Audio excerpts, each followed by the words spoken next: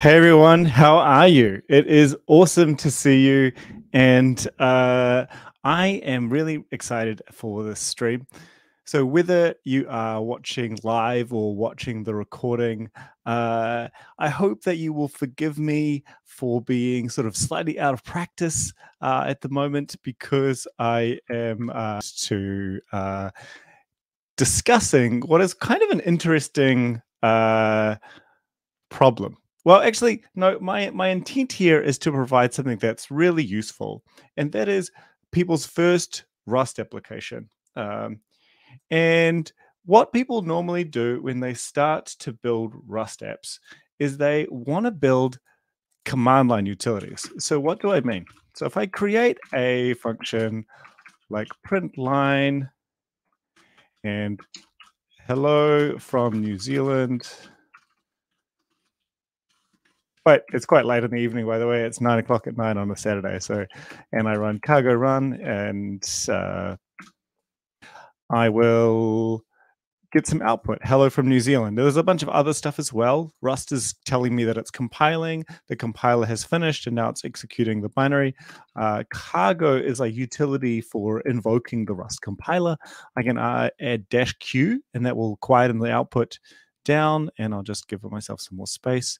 And we say hello from New Zealand. So hi, good evening, good morning, good day. It's really nice to see you.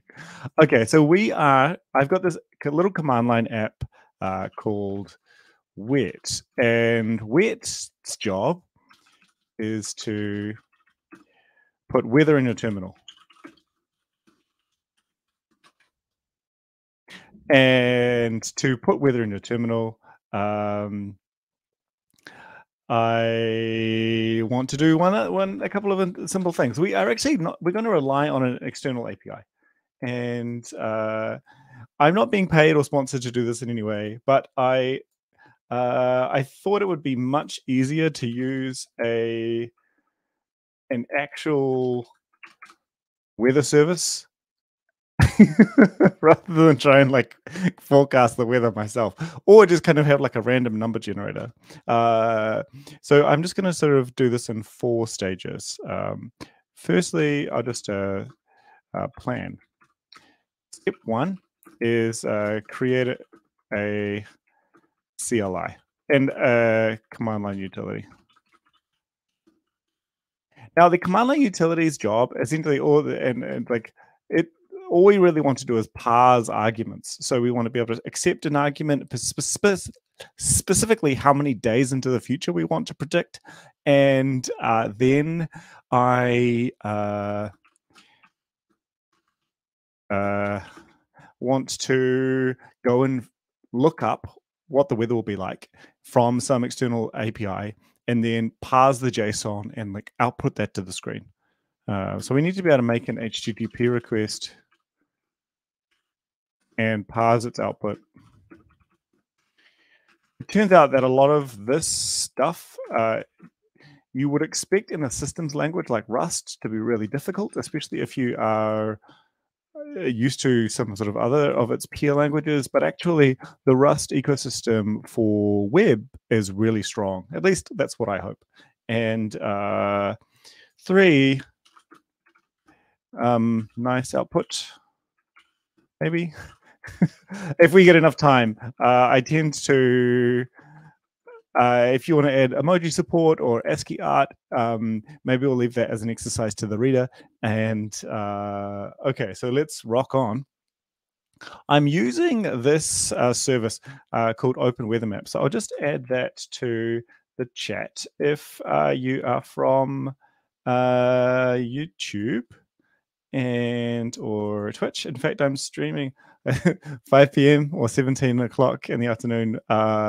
Sadly for me, it is significantly later, but that's okay. And I just give the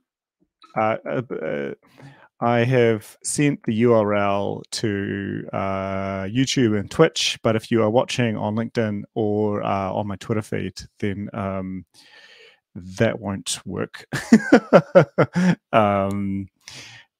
It's openweathermap.org. Okay, cool.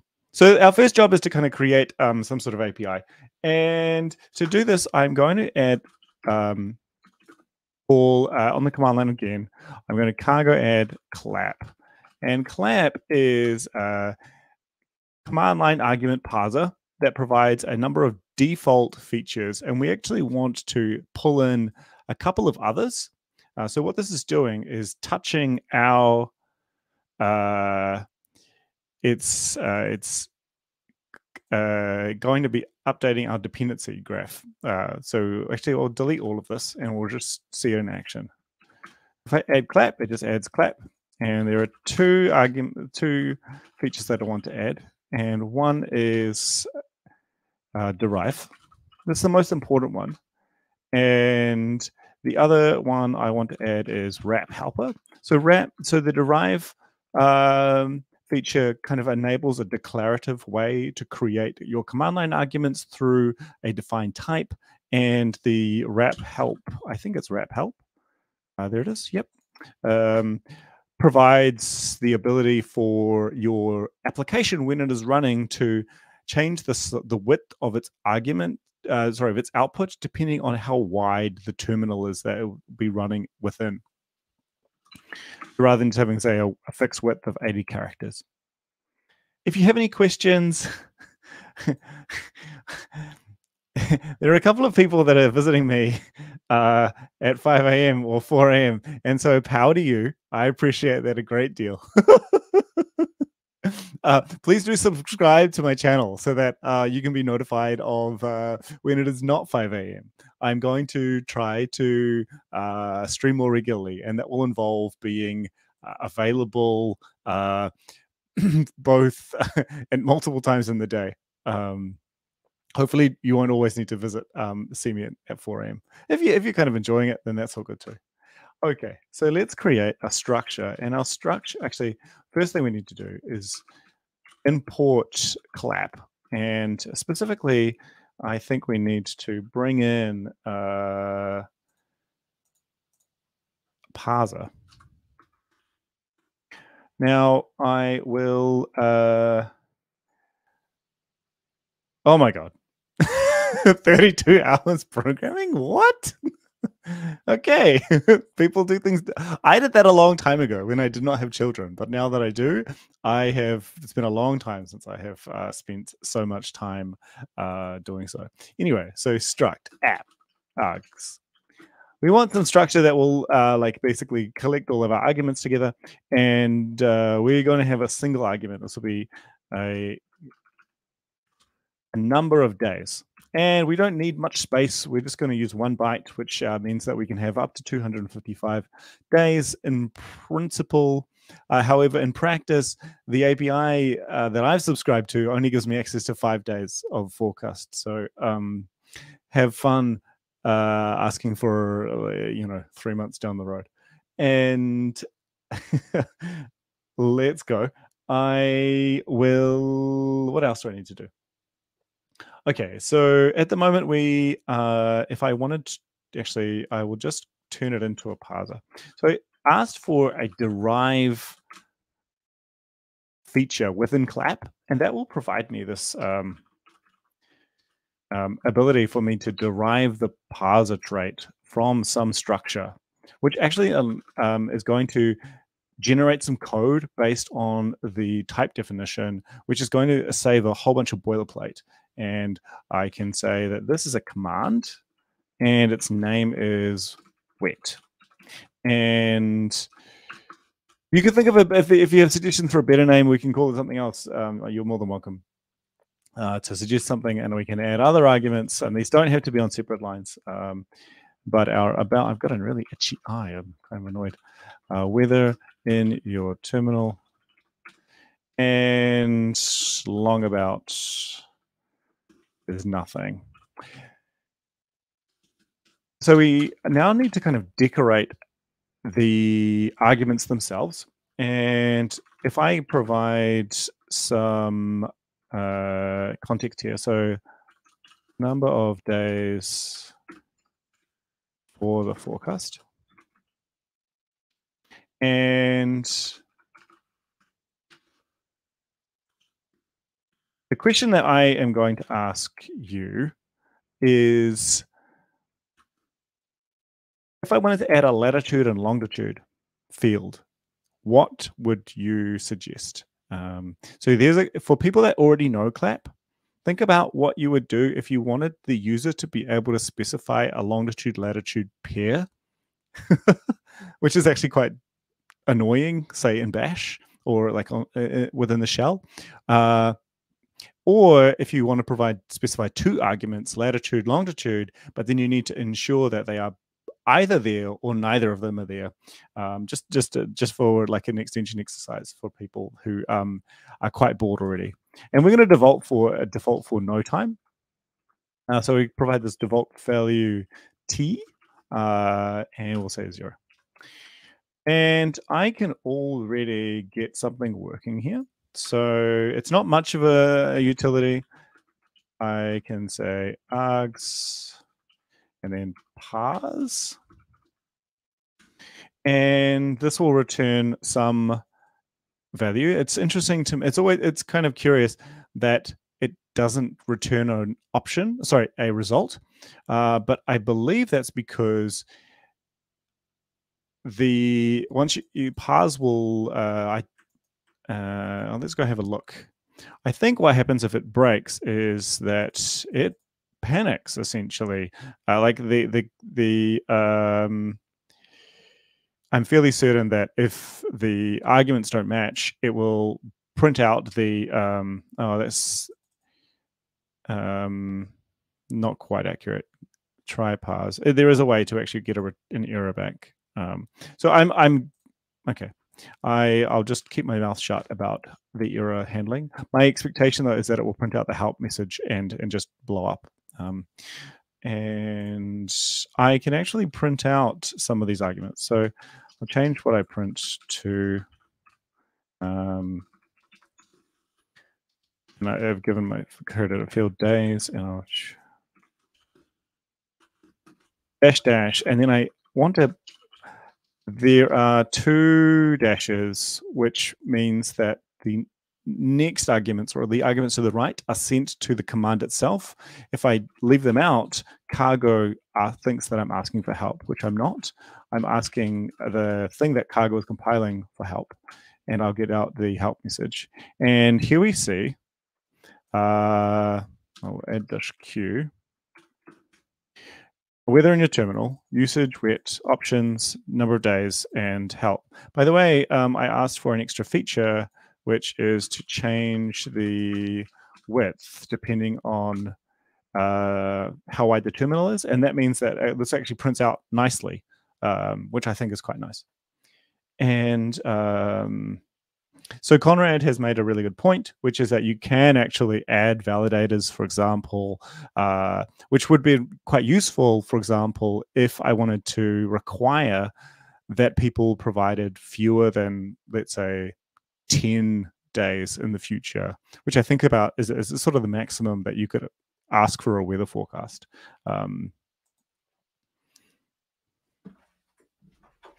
There's so I did actually ask people to suggest alternatives to the command name, and wet is kind of a silly name, really. But so now it's called forecast. Unused import. So usage wet. Oh, that's unfortunate that that didn't work. I wonder why not. Anyway, I should push on, otherwise I'm going to get myself into trouble with time. See if that changes anything. Clear, cargo, clean, and rerun, recompile everything, and try to use the new command utility name. The usage, it's now forecast. So, but Spiel, well done. And that hi The hi from China. It's nice to see you, like all the way over there. Doesn't Rust already have something like Python 5? I think so, maybe not. The Rust actually data science space, or like isn't as comprehensive, I think. Although it's rapidly changing, so my information is out of date as to that kind of library. But I really want to dig into it. I should continue to build my app. So let's move forward. I said that the first thing was to create a CLI with actually, we've actually got some structured data here. And I said to people, what you should think about is if you wanted to provide, say, latitude and longitude, how would you do so? I'm going to cheat, at least for right now. And I'm going to define I'm going to just use I'm going to use a constant. And that constant will be an F32 probably. And I am going to provide the location of pretty close to where I am. As long as I get the latitude and the longitude the right way. So negative 41 degrees. I'd be curious if anyone can find this. And longitude of 174.7. It's not actually where I live, so you're not doxing me by revealing where this is, but you can probably find the town if you wanted to go and look for it. And so this is where I am going to always search for. You can extend this utility yourself by providing other things. The reason why I can't just say a city name, like I'd love to be able to say Sydney or Dusseldorf or Montreal, is that we don't have a geocoder. So a geocoder is a utility which will take an address or some natural language description of a place and return a specific coordinate. And I wonder if anyone has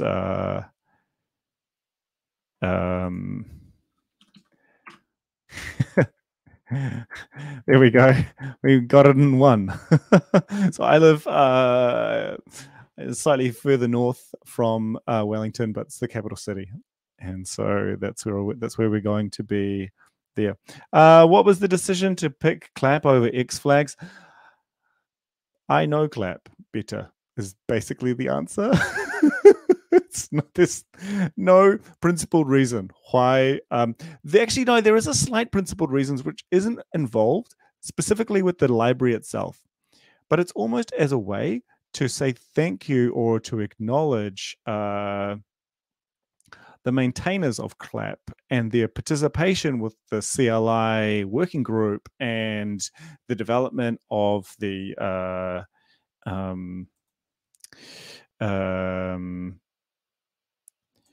what is it? Well, there's like a command line apps book, and that was written by people who are part of the CLAP project, and his name is Ed, but I've forgotten his last name. So I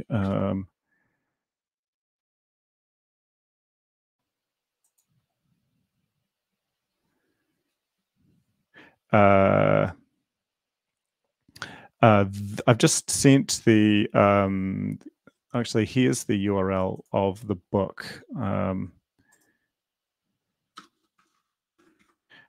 rust-cli.github.io/book is supported by the CLAP project. So that's why I chose CLAP. I'm going to be curious and look into some other thing, but I'll not do that here. So there is a comment, like quite a good one, to say that I might be able to just call a name. There is actually a built-in geocoder as part of the Open Weather Map API. However, its documentation currently lists it as deprecated, and I didn't want to embarrass myself in front of a couple of dozen people. Kind of embarrassing. So I don't want to use it. So Ed Page is the gentleman's name, and Ed is a very helpful individual and seems to be everywhere. And I appreciate Ed's contributions to the Rust community a great deal. Okay, so we got longitude, got latitude, and we now just need to be able to interact with some API. And how does one do so? Well, there are multiple ways. We could do it manually. I'm going to not do so. I'm going to add cargo, another like a third-party package called request, and this has many features, of which we don't need very many of at all. One of them we will need is JSON. So it will be able to go and parse the JSON for us. And what else should I bring in? There are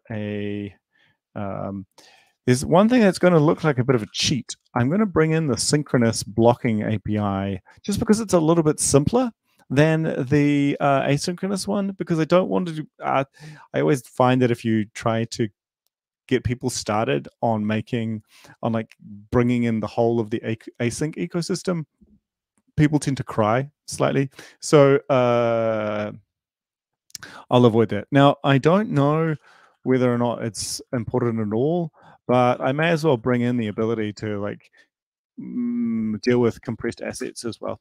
So now I have the that library in there. There's actually another one that I want too, and that is .env. Now I have a .env file which contains an API key, and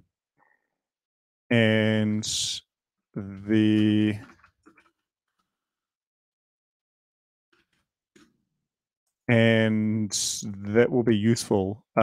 If you do go and try and screen grab my API key, as soon as the stream ends, the API, that key will be disabled. So it won't be, you won't be able to wreck you won't be able to cause too much damage.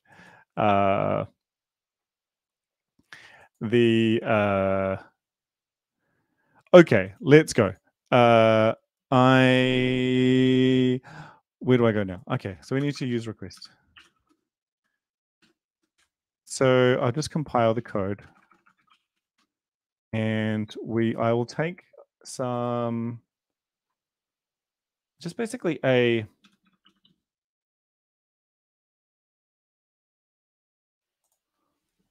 a stock standard example that we will go and fetch from the request like the documentation, and then we'll mold it to our own uses. So how do we do so? And just 1 second, I'm just getting something done off the screen. I feel like, I'm a bit like a cheating magician by having stuff on the wrong side, but that's the beauty of having multiple screens. So here's this thing request. It provides a fairly simple API. We call get, and then we get this await thing, and then we extract some data from the request, and then we await that's completion. Now that is kind of fine, but still clunky because we've got these await calls, which are useful and important, but add some cognitive overhead. And there was actually like one question that we had in here, which is like, do you mean as in that I said before that we have to bring in the whole of the async ecosystem. Specifically, yes, you will need to bring in Tokio. Tokio is an implementation of the async runtime API. It's complicated, but essentially there are 2 or 3, depending on how you look at it, different ecosystems of async in Rust. It's kind of strange. It's not bolted. The implementation of the runtime isn't part of the language, and so different systems are making different trade-offs. The one that 95% or more people use is this thing called Tokio. But there's a simpler way, he says. And I always like this. The request client For applications wishing to make only a few HTTP requests, which is fine for us, right? Because our utility is going to make one or two. The request blocking API may be more convenient. Interesting. Okay, so this is nicer. Now we have our request on 2 lines. Request blocking, by the way, this requires the optional blocking feature to be enabled, which we've done. And so now we can go and get the body of the Rust website and print it out. So, and I'm just going to print out slice. Actually, I'm not. I wonder what will happen now. This isn't returning a result, so I just have to change the method signature of the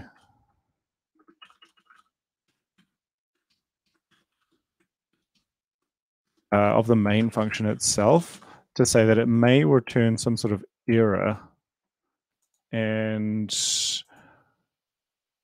what have I done wrong? Cannot find insert. That doesn't make any sense. Need to bring in the trait. That seems unusual.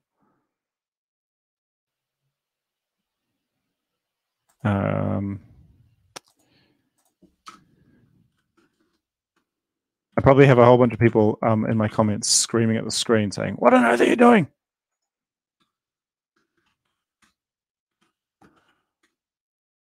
Okay, it looks like we've got something compiling, which is handy.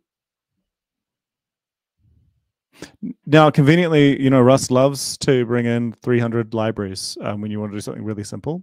It turns out, though, that even though it seems simple, interacting with the internet is very, very complicated.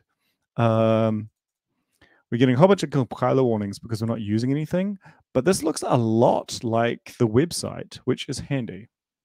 I need to explain some syntax because if you haven't seen Rust, I've just gone and scared you. So yeah, this on the right is the HTML from the Rust website, which is useful. A result object is an enum, so it has of 2 options. One is an OK, or the standard state, and we're going to be providing what we call, the term is unit type, but it's essentially the value that represents nothingness. It's kind of empty, and this sounds odd. Box dyn error. What is that? Okay, so if you have not used systems programming, the term box can sound odd. Box, I like to think of it as more like a portal, for reasons that I'm just about to explain. Inside the functions, cheeky.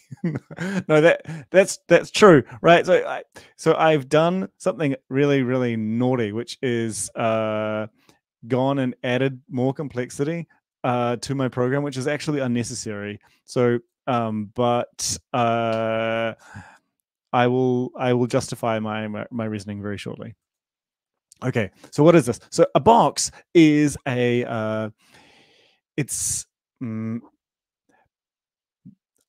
step back. We need something that will deal with a dynamic trait object. A trait object is something that implements some trait. In our case, we are implementing the error trait. It could be any error, but the problem that Rust faces is it doesn't know how much memory to reserve for the main function itself. It turns out that Rust is very, very particular with its memory use and will always try to allocate things on the stack. If you don't know what the difference is between the stack and the heap, don't worry. The stack is essentially local variables, and the heap is essentially everything that's not a constant. Kind of. The technical details are significantly more complicated, but box is a way for you to put a reference inside as a local variable and have that connected to some data that is stored outside of the function, which we happen to call the heap in systems programming. So that's why I like to think of it as like more of a portal than a box, because it's kind of a way to teleport from the local data to the kind of teleport from the stack to the heap. Anyway, I suppose this is less relevant. The reason why it's actually not strictly necessary here is because if I were to just say I would return a string, and I ask the compiler, please compile, it would say, no, no, no, no, no, no, no. I'm not returning, you're not never returning a string. You are returning a request error. So request provides an error type that its functions return. Now, our original implementation with box said that anything that can become an error, like anything that implements error, is okay. And so if we had tried to add, let's say, parsing or file system IO, we could just have gotten away with that straight away. But now we get back to our the compiled program that actually runs and goes and downloads the something from the internet, which is handy. Okay. Sorry, sorry if this is annoying and distracting. Hopefully it's useful to somebody. Our next job is to actually call this API. I will pause there for questions and just check in and see how is everybody doing. Is there anything that you would like to you'd like me to expand upon? Because I guess we're going a little bit deeper now, and allow me, by the way, to so I've got no one saying, Tim, please explain this to me. So I am going to show you how to look up the documentation for, we no longer need this trait, for use .env. So .env is the as a third-party library that we are using to interact with a file called .env in our directory, in our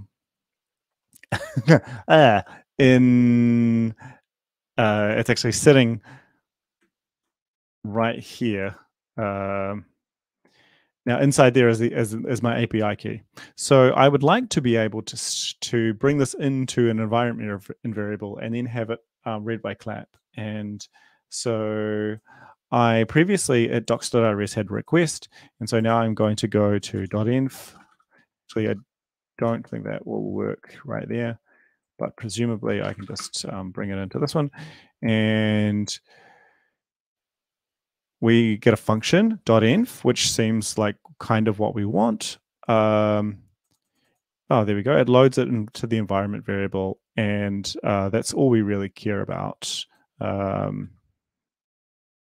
So we should put this at the start of our program. Before we have parsed our arguments. Now we also need some way of interacting with, the reason why we maybe want to do that before we've parsed arguments is that there's a way to tell clap that you should read from the environment variables as default values if we haven't specified them on the command line. It works together quite tightly. And now what? So I wonder if I can just this. Now it's gosh, I'll just unwrap here actually. So this is not a good thing to do, but it's saying that if you fail to read from the file system and you've got a disk corruption, that my program will crash ugly in an ugly way, which I don't care about. If I don't have permission to read my .env file, I should have being smarter at writing it and with the correct permission bits. Okay, so now how do I actually interact with the environment? So within the standard mod library, there is an env module, and I want to be able to get out that. So docs.rs has third-party libraries. If I go to doc.rust-lang, go to stud, as I think it's more conventionally pronounced, and I so go to env, the env module, and there's a function in here that I care about. I don't really want to.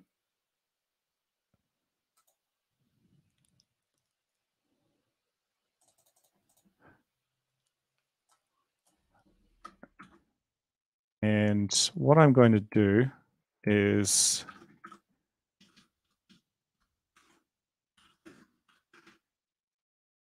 this is probably not as useful as I would like. I'll just do it anyway. So I'm just going to do this manually. The one that I'm looking for is that if key does not equal like API key, which it does, then continue. There's only one, and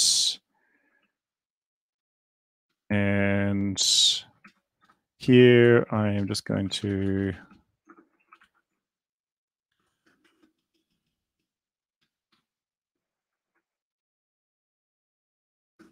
what am I going to do? As some sort of option.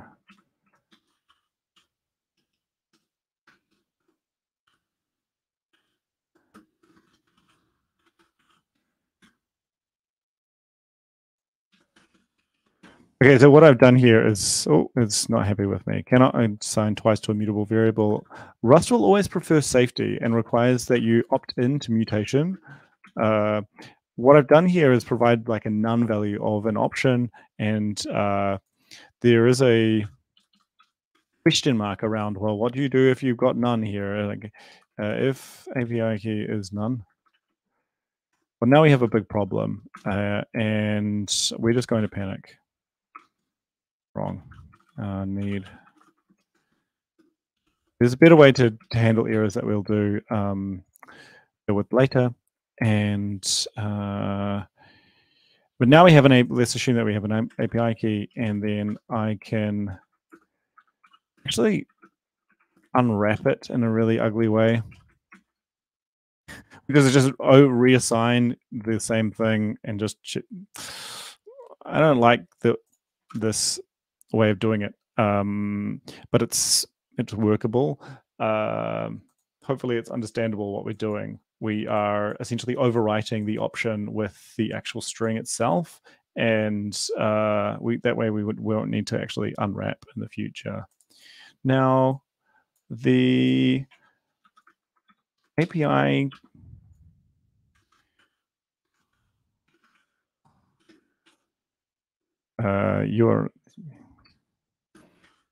so it's how we do this. Actually, it's up to us. I'm going to do it, I suppose, in a relatively bad way, and that is, but it's something that's kind of useful to remember, that we can use just normal string parsing in Rust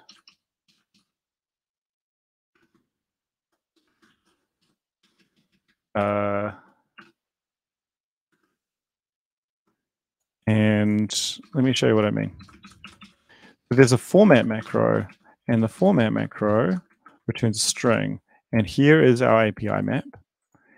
Forecast, there's our latitude argument, and the latitude we will bring in from up here, lat. And longitude we will bring in from on. An API key we can bring in from API underscore key. And units metric. If you avoid units metric, by the way, Open Weather Map returns you units in Kelvin. And I was very confused as to why I was hundreds of degrees out when I was testing this, but it was quite funny. But there's my URL. Now I can request blocking. What can I get? That's my URL. And I think I'm fairly close. Cargo. Run. We actually are not using arguments yet, but we do have some text. So congratulations. But it's text. It's not JSON yet. What we would really like, actually, by the way, I'll cargo run, and then I'm going to do something interesting, which is pipe it through JQ, just so you can kind of see what it looks like. But it's actually it's it's not valid JSON. It's because it's actually been decoded so that when it prints out, it is all escaped properly, which is actually in our case not super interesting. There was another argument which we provided in our arguments, which was the number of days. And I think if I go back to the documentation from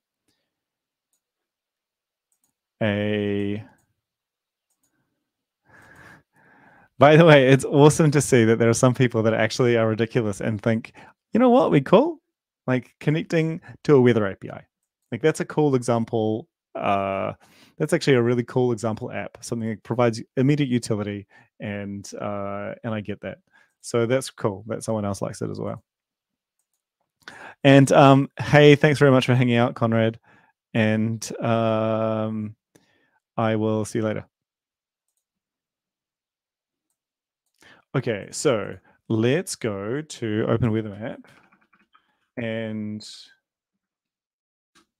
talk about and just double check how we provide the number of days. So API current weather data. Oh, I wonder if I should do that one instead of the forecast. If I just say, okay, actually that's useful. So if args and it's days,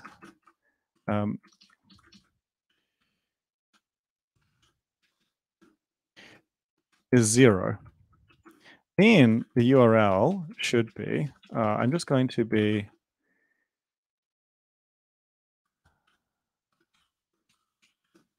this is probably likely to blow up in my face. Otherwise, we're going to call forecast. And then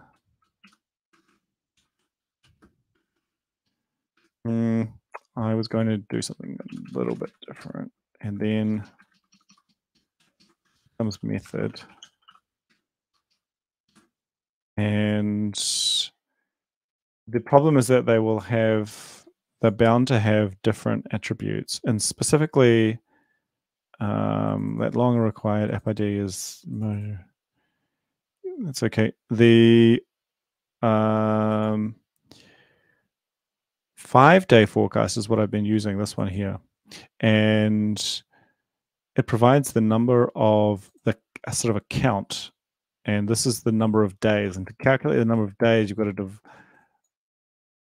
divide by 24 by 3, which is actually 8. So that works fine.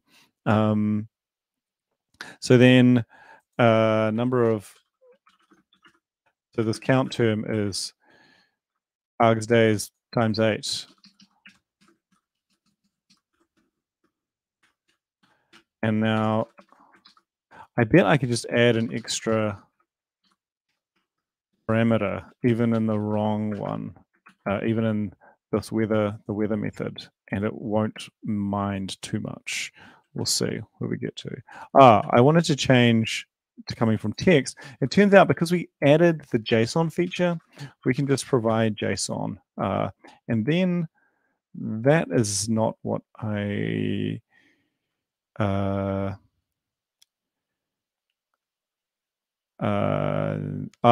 see. I need to have a type which represents the input data. Okay, so I'm just going to use text for now, and then we shall improve it. In fact, I wonder even if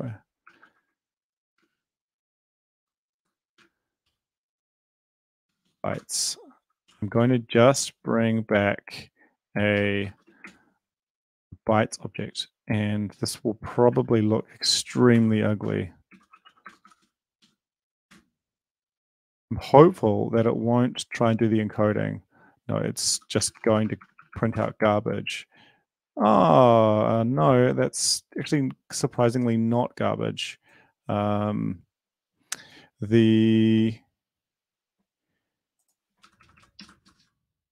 printing out the debug version of it, which is the reason why I want to. Bytes cannot be formatted with the default formatter. Of course it can't. That'd be too easy. Actually, it can't because it's arbitrary bytes, and they're probably not valid UTF-8 in the general case. Okay, so I have this B thing, which is unfortunate because I really don't want it. Go back to text and pipe that through JQ.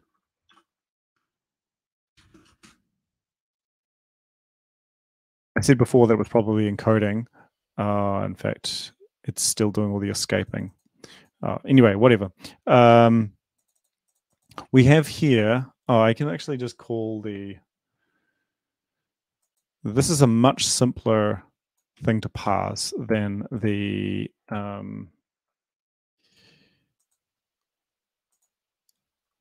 if I wanted to actually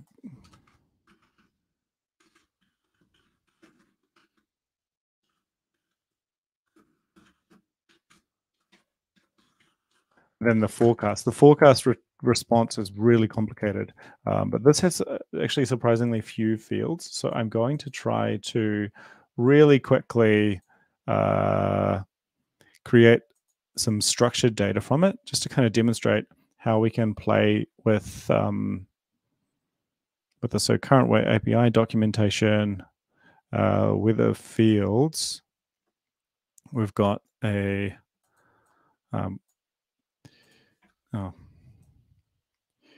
so my terminal, so my apps are kind of fighting with each other now. Okay, so we've got coordinates. Oh gosh. And this contains longitude and latitude, which the problem with Rust, really, when you try and do this kind of thing, is that all of a sudden Rust starts to look really annoying.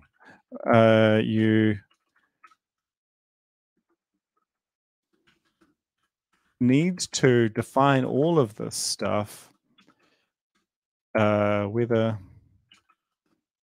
if you were just returning, like if I was playing in Python,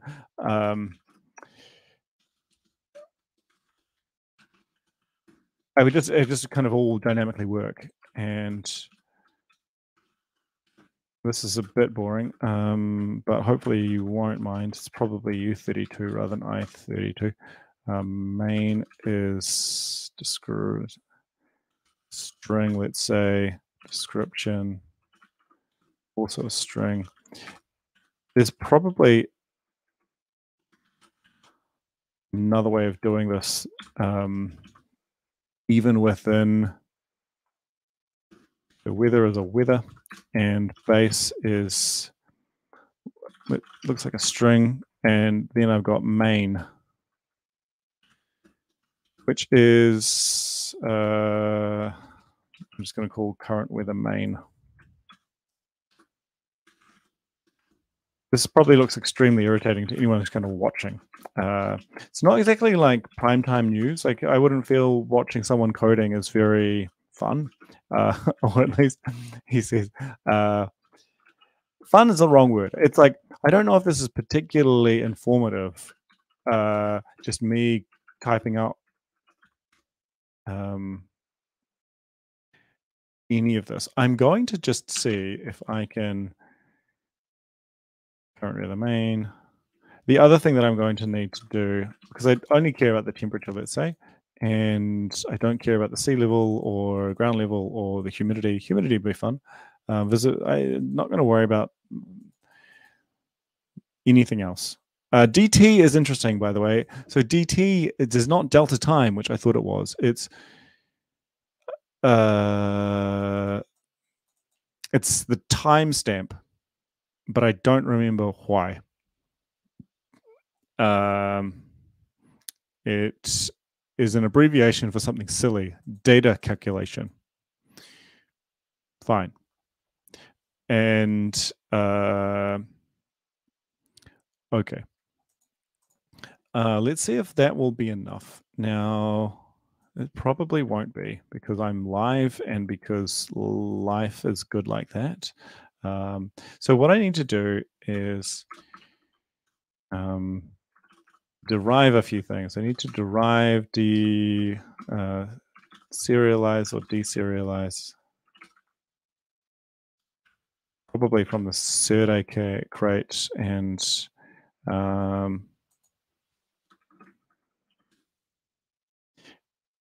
and from body.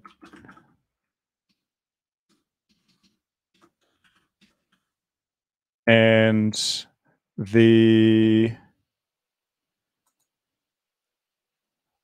is actually a very good use for those AI tools, by the way. It's like, oh, can you please go and create a thing that will return the right stuff? And it would, yeah, it would totally know how to interact with this Open Weather API. And so we get this problem is we get a compile error because we need to implement some traits. Current be weather, but we also need to implement debug. And I haven't actually brought Serde into scope, I don't think. And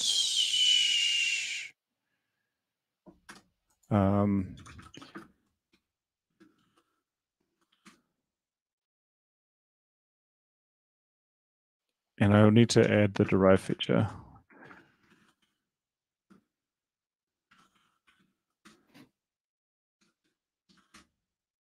And clear. So now if I pull this one, I should be able to, I also need debug.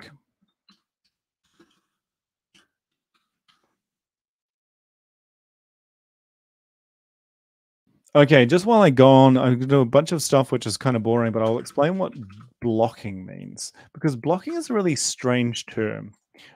It's really technical. It's a very precise meaning, but it's not explained very often. And a blocking, let's say, blocking means that your operating system, it means that your application is waiting for data from the operating system. And this sounds kind of weird because it looks like nothing has happened. Like it looks like your application is working fine. But it turns out that computers are really fast. And so even waiting 3 nanoseconds is not 0 nanoseconds. There is a time at which the CPU could be performing other instructions. And though that time is time at which your process is blocked from, or your thread, to be more precise, I think, is blocked. So we need to bring in Serde deserialize, which means that Serde is going to teach the Rust compiler how to take some raw JSON and convert it into a Rust type. Now, I think that, well, that's not very useful. I think that the error has fixed, I say fixed.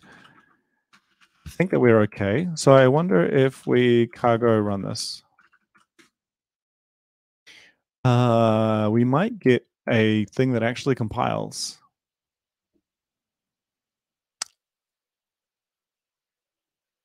Ooh, invalid type. I expected U32, but I didn't get that. Fields in the structure. Cold War is never used.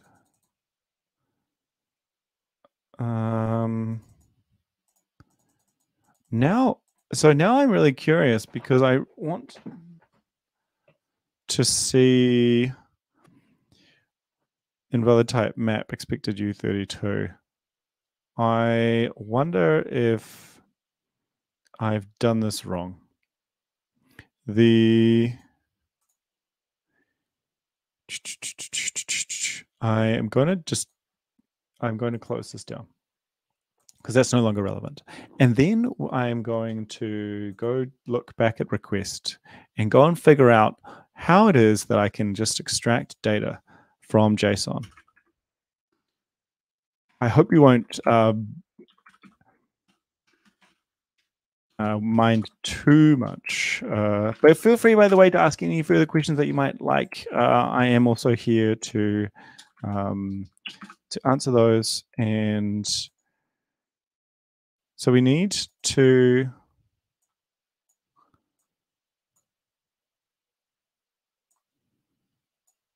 bring in some type. And the type needs to be accurate. Now, there's a question. This is not a very good error message. Just trying to decode it, but it can't. Now, line 1, column 46. This is of the original input data, which isn't particularly useful to me. I wonder where I've got U32s here. And I'm just going to say you're a string.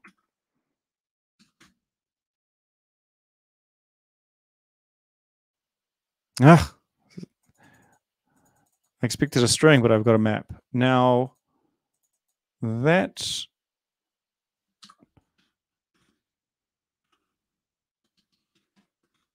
I wonder if I can just bring in this.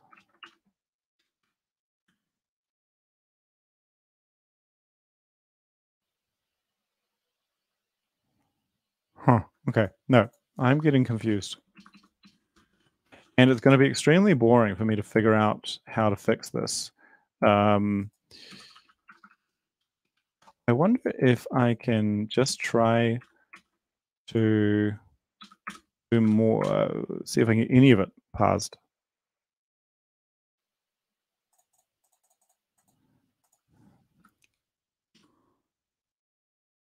Oh, this is extremely frustrating. And so what we would really like is like printing out more of the output. And so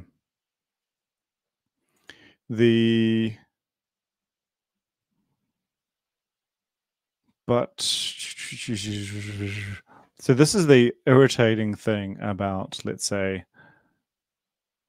about Rust, is that you don't have the same degree of like sort of this really nice interactive feel as you would with, say, a Python or a JavaScript or Ruby. You could just be sitting in the REPL, like making API calls, and then now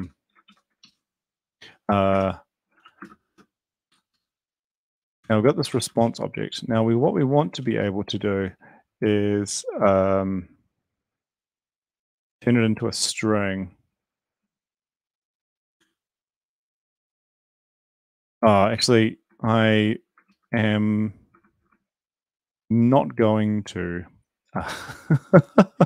What I'm going to do is, I really wanted to fix it. Actually, I am going to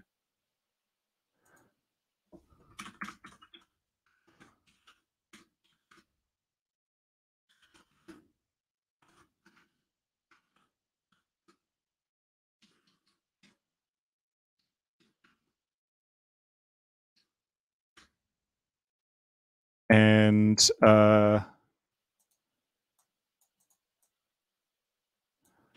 I really want to fix this. I'm sorry if this is extremely irritating for people, but if you're still with me and you want me to kind of, if you're kind of rooting for me and you're like, hey Tim, you can do it. Let's try and figure out. Try and figure this out together. I don't actually think that I will be able to.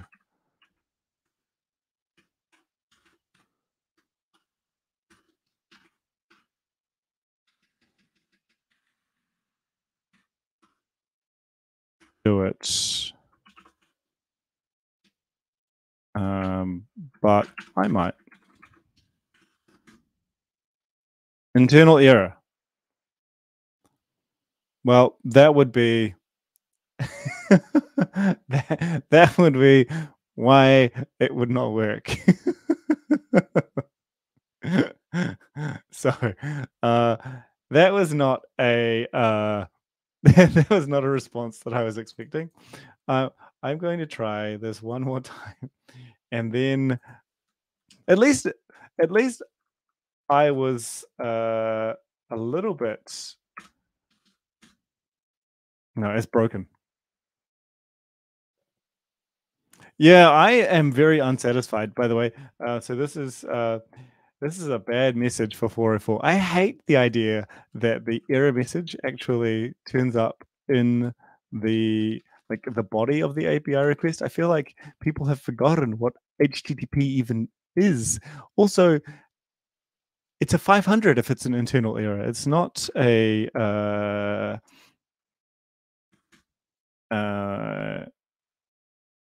404. So we're getting a 404 not found, but it's actually internal error. What the heck? Ah, angry. Oh well. Sorry, team. Your curl still has a method in it. Ah, I am wrong. Sorry. I can't blame them. Okay, so now I have gosh, now it's me. That's the problem. That's unfortunate.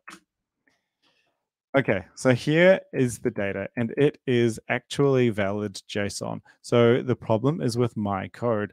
Now I want to fix it. So coordinates. Let's just see if I can just get the coordinates first. So when I try and parse out the current data, and I'm really confused because I thought that it said I can't get ID out. So coord is a map, but I don't know how to represent a map. I don't think. I think that's what it's trying to say. Even though I've got longitude and latitude here.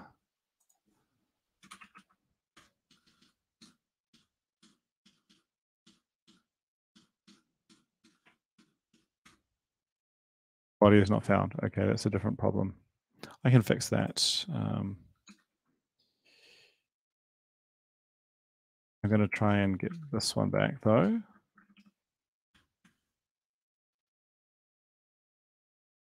Why are you unhappy?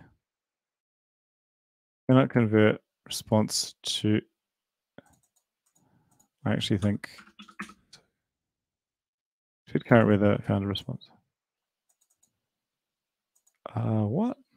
Oh, I've got a semicolon.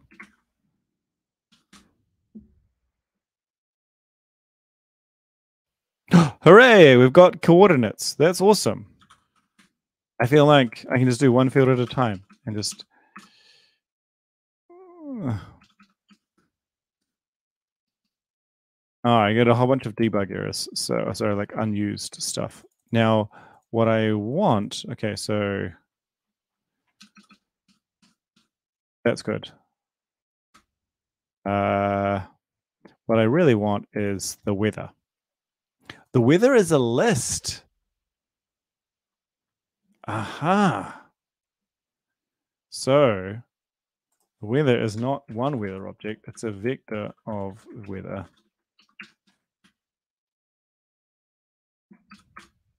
Oops.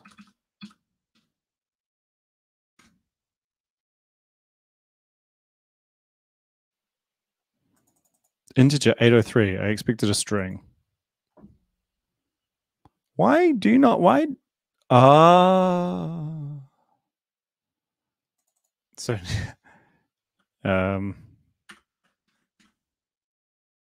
so I expect that it interestingly, so on the Rust side, the problem there was that this 803 is in the JSON a number. In fact, JSON formally doesn't have a distinction between integers and floating point. It just has the number type. Anyway, so this looks like a number to Rust, and so, or at least to Serde. And so Serde says it's not a string. Even though you could presumably say it might be a string, or you could just kind of just use it as like, you can't pretend.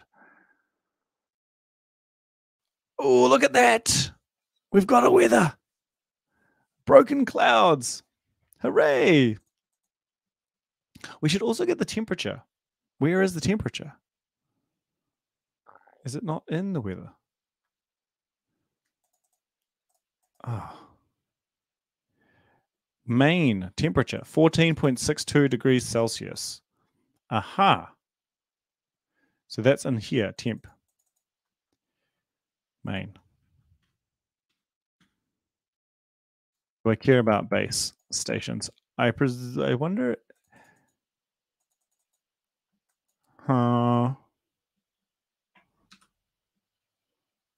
Okay, so what we're going to try and do is print out the weather today. And we want to print out the body. Actually, we can't do forecasts yet, but we can print out we actually don't care about the cohort, really, do we? Because we know where we asked for. But we do care about the weather, the first weather, 0, and then description, I think we care about, and then we also care about temperature. So the weather is weather main temp. Now, if I run cargo run -q for quiet, I should get clouds at about 14 degrees. Ooh, whole bunch of compiler errors. Aha! 14.62, light rain. Not raining where I am, but maybe further south it's raining. And so, yes! I got it. And I encourage you strongly to continue to explore. Rust does have its quirks. It is annoying, at least it feels that way at times. But I honestly believe that Rust is a extremely versatile programming language, and you can use it for tasks that you would traditionally use a scripting language for. And you'll find that distribution and keeping things alive is going to be much, much simpler. It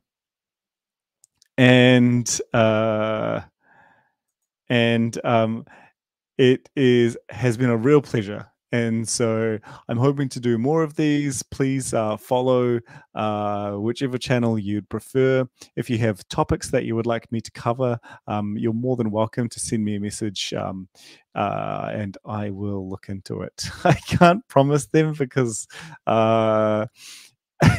something's really hard and very hard to pack into like an hour. But this one has been heaps of fun, and I've enjoyed it a lot. And thanks for everyone's comments. It's been really nice to see everyone. I will see you goodbye. I will see you later. Take care. Oh, we just had a question just before I hand off. What is the usual way to carve out a structure to capture JSON by looking at the description of the API? So what I did just then was exactly that. I had the API documentation, and then I was essentially creating a